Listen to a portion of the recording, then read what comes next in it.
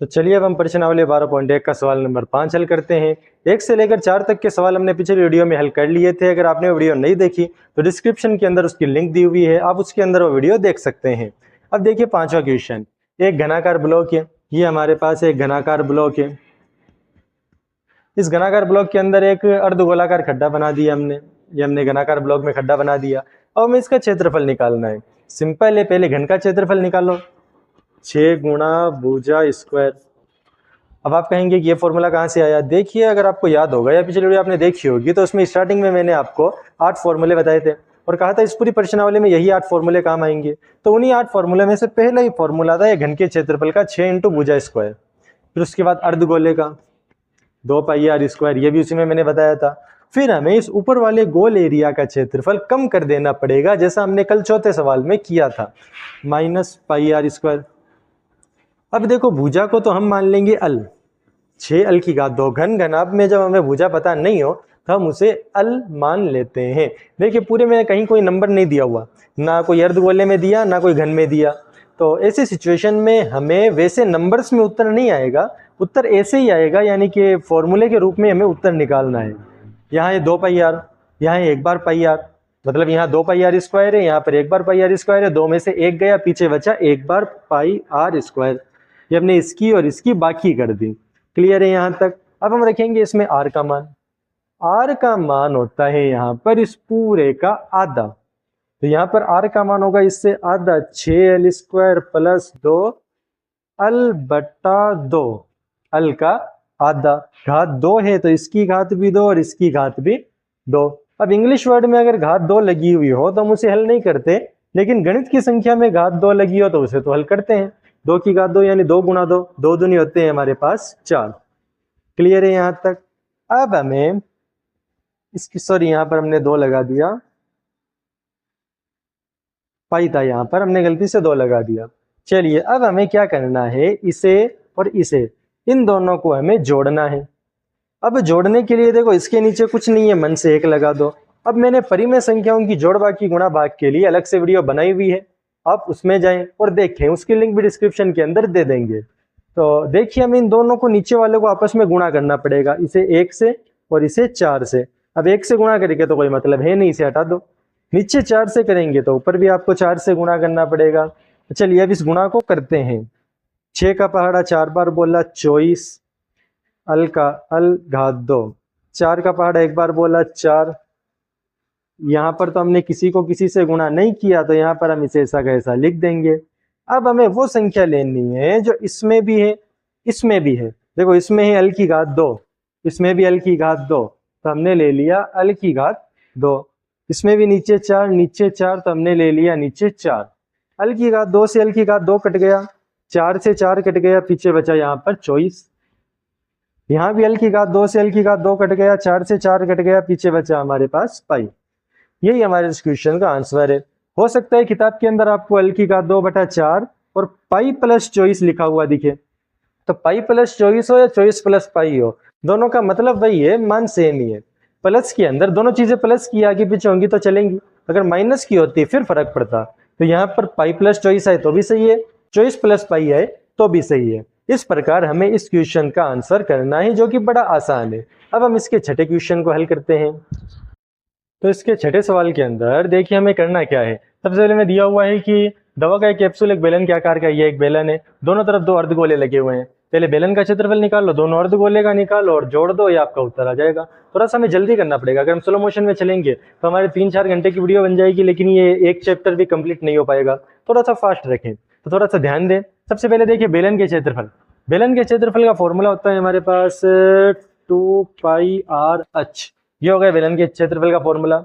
और अर्धगोले का होता है हमारे पास 2 पाई आर स्क्वायर, लेकिन अर्धगोले हमारे पास 2 हैं, तो हम यहाँ पर इसे 2 से गुणा कर देंगे। तो देखिए इसमें किसका मान क्या है। सबसे पहले देखिए बेलन की टोटल दिया हुआ है हमारे पास 13 और इसका व्यास दिया हुआ है हमारे पास 5।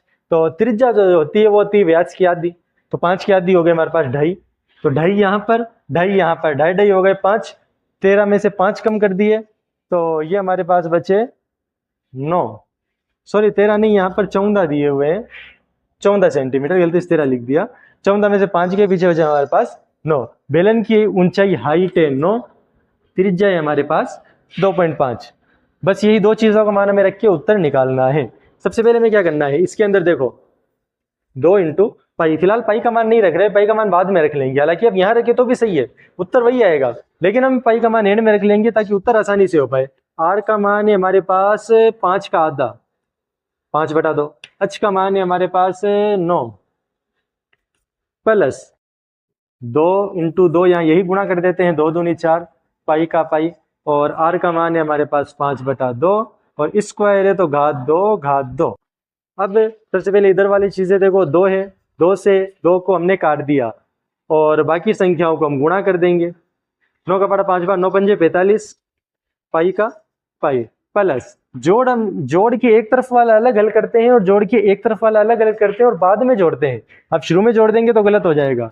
यहाँ पर 4 पाई इंटू 5 की घात 2 यानी 5 इंटू 5, 5 इंटू 5 कितने होते हैं, 5 इंटू 5 होते हैं हमारे पास 25, 2 की घात 2, 2 दूनी 4, 4 से 4 काट दिया, पीछे बचा 25 पाई, यहाँ बचा 45 पाई प्लस यहाँ पर बचा हमारे पास 25 पाई। 45 पाई और 25 पाई को हम जोड़ देंगे तो हमारे पास वे टोटल 70 पाई। अब आप कहेंगे कि ये कैसे जोड़ दिया, देखिए इंग्लिश वर्ड तो दोनों के आगे है लेकिन सेम वर्ड है ना, इसके आगे भी पाई है, इसके आगे भी पाई है, तो हम जोड़ सकते हैं। अगर मान लो इसके आगे पाई होता और इसके आगे एक्स होता तब नहीं जोड़ सकते, अलग अलग को नहीं जोड़ते। सेम है, यहाँ भी पाई यहाँ भी पाई, तो हमने दोनों को जोड़ दिया, ये हो गया हमारे पास 70 पाई। अब पाई का मान रखो, पाई का मान होता है हमारे पास 22/7, 70 गुणा 22/7, 7 से 70 को काटा तो 10, 22 को 10 से गुणा किया, ये आए हमारे पास 220। सवाल में दिया हुआ है सेंटीमीटर, तो ये सेंटीमीटर की घात 2, मीटर दिया हुआ था तो मीटर की घात 2 कर देते, ये हमारा उत्तर आ चुका है। अब अगर पाई का मान देखो, फॉर्मूला लगाना ये जरूरी है, बाकी आप मान यहाँ रखें तो भी उत्तर वही आएगा, एंड में रखें तो भी उत्तर वही आएगा। अगर मैं यही पाई का मान रख देता 22/7 और गुणा भाग करता तो भी उत्तर वही आता, और मैंने एंड में रखा तो भी उत्तर वही आया, लेकिन एंड में रखने से थोड़ा सा आसान होगी कैलकुलेशन, इसलिए हमने यहाँ पर इसे एंड में रखकर हल किया है। तो उम्मीद है कि आपको समझ में आया होगा। अब हम इसके बाद इसका 7वां सवाल हल करते हैं।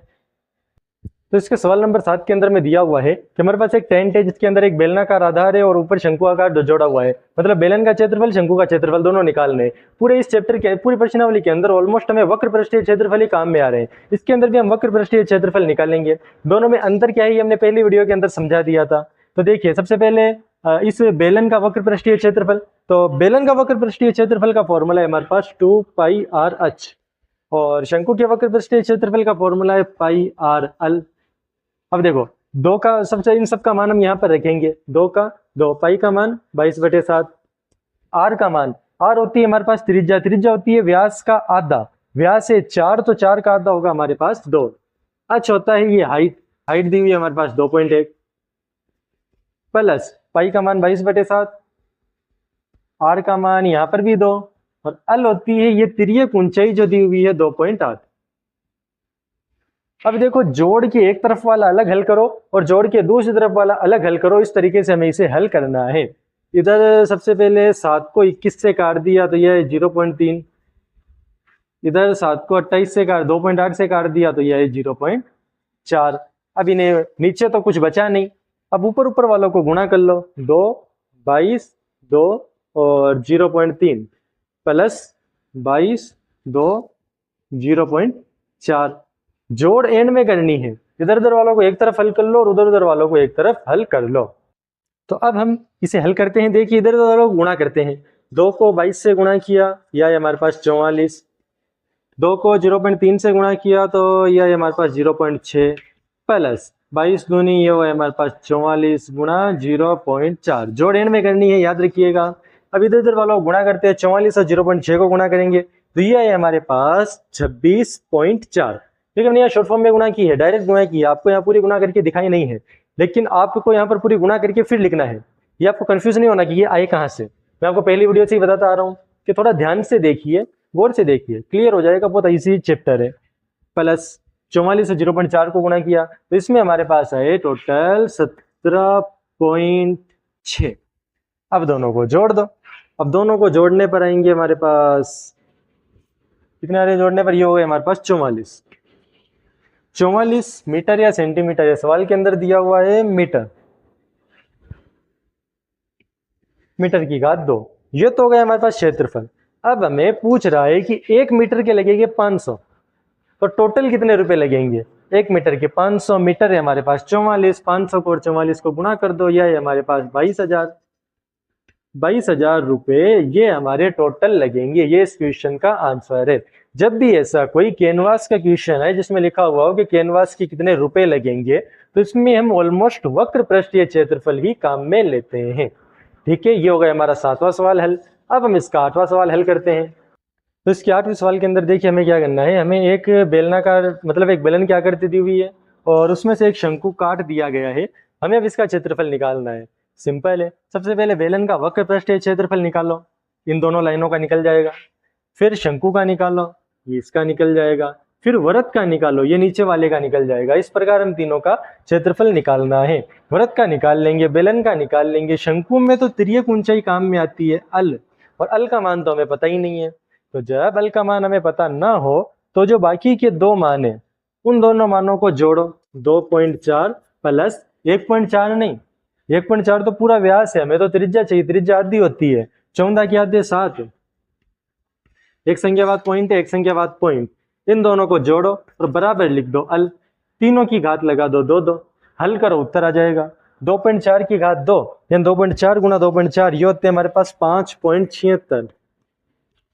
0.7 की घात 2 ये हो गए 0.49 बराबर अल की घात 2। अब इन दोनों को आप जोड़िए, इन दोनों को जोड़ने पर हमारे पास आए 6.25। जब इधर घात 2 लगी हो तो हम इस तरफ अभाज्य गुणनखंड करके वर्गमूल करते हैं। सबसे पहले 5 का भाग दिया 1.25, फिर 5 का भाग दिया 0.25, फिर 0.5 का भाग दिया 0.5, 0.5 का भाग दिया या 1। 5 को और 0.5 को गुणा किया, ये आया हमारे पास 2.5। अल का मान 2.5, आर का मान तो पहले से आया हुआ है 0.7, एच का मान है 2.4। अब इसे रख के हम सारे उत्तर निकाल लेंगे। इसके अंदर अल का मान निकाल लिया है, और इसका क्षेत्रफल निकालते हैं। लेकिन सबसे पहले हम इसके अंदर शंकु का क्षेत्रफल निकालेंगे, शंकु के बाद में बेलन का क्षेत्रफल निकालेंगे, और एंड लास्ट के अंदर हम इसके अंदर वृत्त का क्षेत्रफल निकालेंगे। तीनों के एरिया को जोड़ देंगे, निकल जाएगा। चलिए हम तीनों को अलग अलग निकाल देते हैं ताकि जोड़ बाकी बनाना में आसान हो। देखिए शंकु का क्षेत्रफल होता है हमारे पास पाई आर, जो पाई है आर ये एच, और बेलन का होता है 2 पाई आर एच, और वृत्त का होता है पाई आर ऊपर। तीनों का अलग अलग निकाल देते हैं। सबसे पहले इसका निकाल लेंगे 22/7 गुणा आर का मान है 0.7 वही में लिखा हुआ है, किंतु अल का मान है हमारे पास 2.5। 7 से 0.7 को घटा दिया है 0.8। फिर अपनी तीनों में गुणा करेंगे, तो तीनों में गुणा करने पर आएगा हमारे पास 5.50। इसको है 2 पाई आर एच, 2 गुणा 22/7 गुणा आर का मान है 0.7 और एच का मान है 2.4। फिर से आर से 0.7 कट जाएगा 0.8।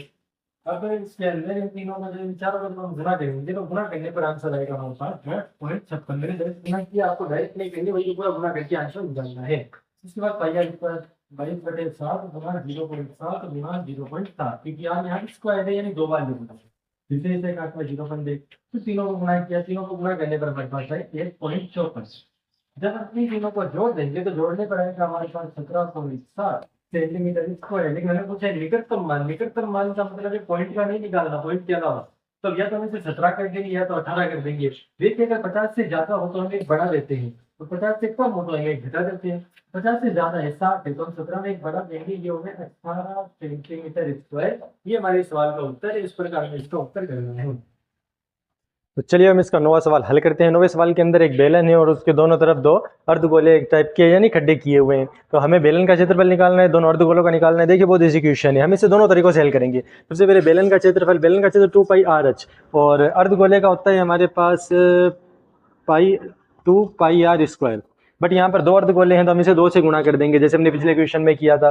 देखिए सबसे पहले 2 का 2, पाई का मान होता है हमारे पास 22/7, आर का मान इसके अंदर है 3.5 दिया हुआ है, 3.5 गुणा एच का मान है हमारे पास 10, एच यानी हाइट, प्लस 2 दूनी 4, पाई का मान 22/7 और आर 3.5 इंटू 3.5, प्लस एंड में करेंगे। इधर वालों को एक तरफ हल कर लो, इधर वालों को एक तरफ हल कर लो, एंड के अंदर हम इसे जोड़ देंगे। 7 से इसे काटा 0.5, 7 से इसे काटा 0.5। अब इन 1 2 3 4 को गुणा करेंगे और इस 1 2 3 4 को गुणा करेंगे, तो इधर वाले चारों को गुणा करने पर हमारे पास आए 220 और इधर वालों को गुणा करने पर हमारे पास आए 154। कहा कि इधर वालों गुणा करने पर है हमारे पास 154। दोनों को अब हम जोड़ देंगे, जोड़ने पर हमारे पास आए 374 सेंटीमीटर स्क्वायर। इस तरीके से हम इस क्वेश्चन को हल करना है।